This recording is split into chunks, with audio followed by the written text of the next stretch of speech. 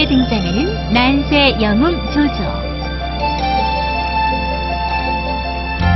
조조는 간사하고 음흉한 인물로 주인공인 유비와 대비되는 악인으로 유명하지요.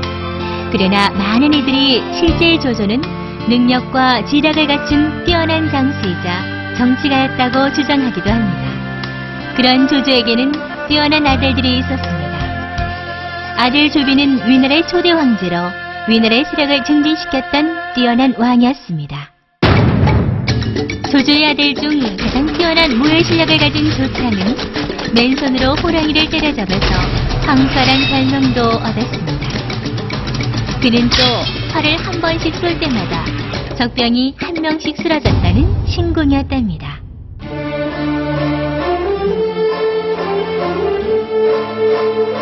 중국 문학사상의 공주라 칭송받기도 했던 조식은 문예의 뛰어난 문장가였습니다.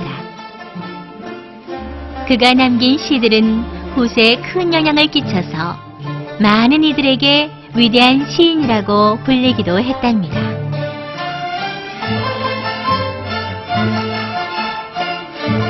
그런데 조조에게는 다른 사람에게는 많이 알려지지 않은 또 다른 아들이 있었습니다.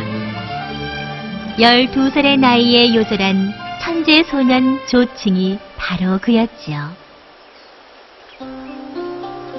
영리한 소년 조칭이 얽힌 재미있는 이야기를 하나 해볼까요?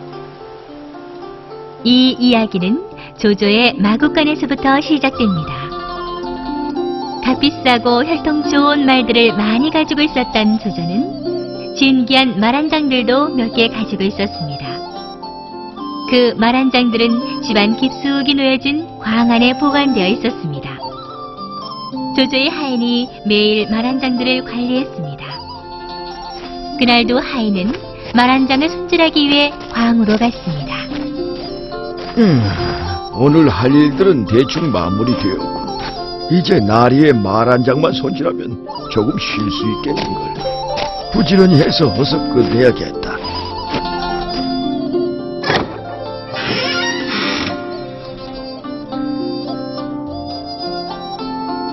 가만히 있자. 내가 어제 말 한 장을 이쪽에다 올려놓았었는데 어디 있나?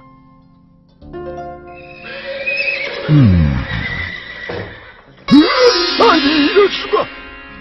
광 안으로 들어온 하인은 깜짝 놀라고 말았습니다.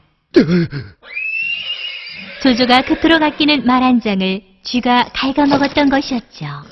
이 사실을 조조님이 아시면 분명 날 용서하지 않으실 거야.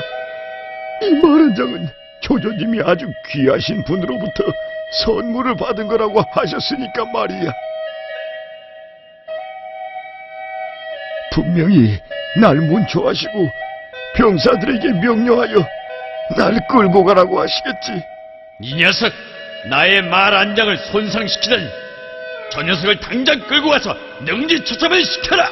이 집에서 쫓겨나는 것은 물론 나는 어떤 형벌을 받게 될지 몰라. 이 일을 어쩌지. 분명히 매일 손질하며 관리를 잘했었는데 어제까지만 해도 멀쩡했는데 밤사이에 그 나쁜 쥐들이 갉아먹다니. 이를 어떡하면 좋냐. 그때 광 앞을 지나가던 조조의 어린 아들 조충이 하인이 걱정하는 소리를 듣게 되었습니다. 난 이제 끝장이야. 이제 어떻게 해야 할까. 정말 어쩌면 좋지. 나리가 날 가만두시질 않을 텐데.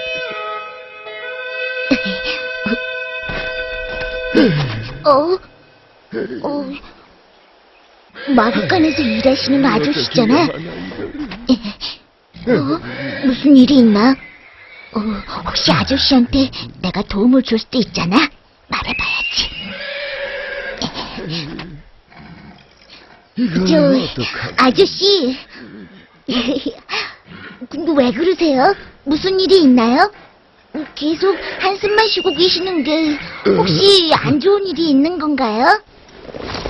도련님. 그게 아무것도 아닙니다, 도련님. 그저 잠시 쉬고 있는 것일 뿐입니다. 그런데 뭘 그렇게 걱정하고 있는 거예요? 아저씨, 저한테 한번 말씀해 보세요.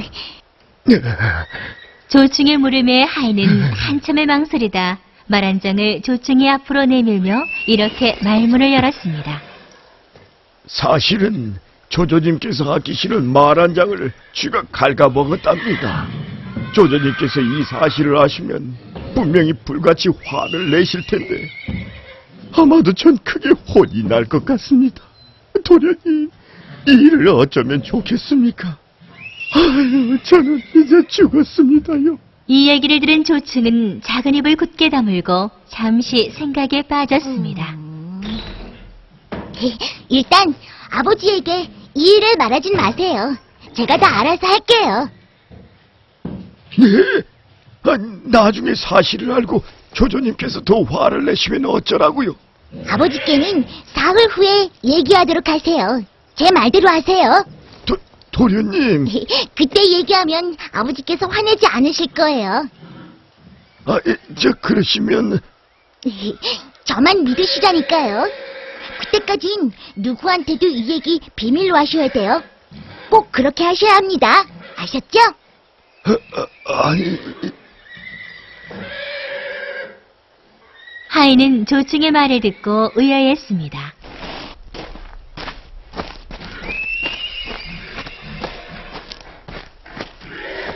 도련님께서는 어쩌시려고 그러는 거지? 에휴.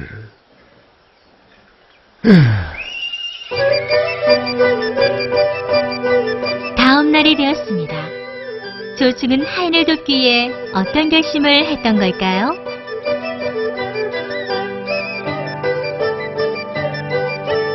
아니, 조충은 그저 작은 주머니 칼로 자신의 옷에 작은 구멍을 만들기만 하고 있군요. 잘 안 뚫어지네. 비단 옷이라서 그런가. 이 정도 구멍 가지고는 안 돼. 아버님이 한 번에 알아볼 수 있는 구멍이어야 되는데.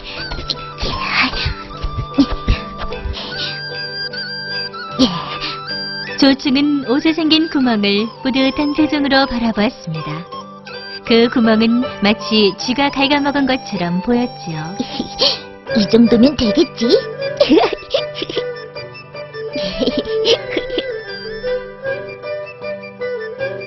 그리고 조충은 몹시 골인한 표정으로 아버지 조조의 방으로 갔습니다.